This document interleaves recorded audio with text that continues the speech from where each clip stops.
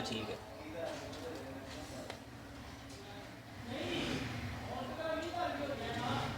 अस्सलाम वालेकुम नाजरीन, ये देखें एक भाई है, इसकी नाफ पड़ी हुई है और नाफ निकालने का तरीका देखें। इतनी इधर से इतनी बढ़ रही है देखें, ये इसको भाई को नाफ पड़ी हुई है।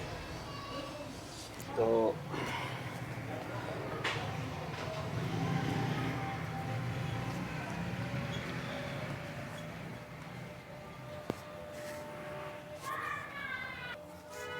ये देखें, इसको दाएं तरफ थी और हमने इसके अंगूठे में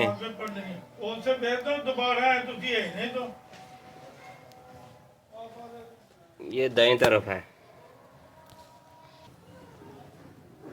ये देखें भाई साहब की नाफ निकल रही है।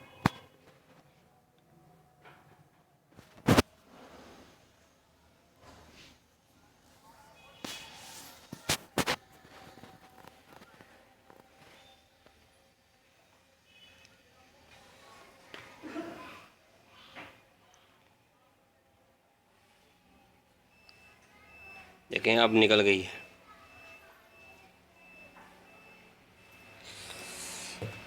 ये है तरीका नाफ निकालने का।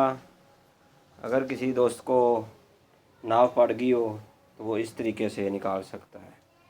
अगर आपको ये हमारी वीडियो पसंद आई है तो इसको सब्सक्राइब ज़रूर कीजिएगा। ओके, अल्लाह हाफिज़।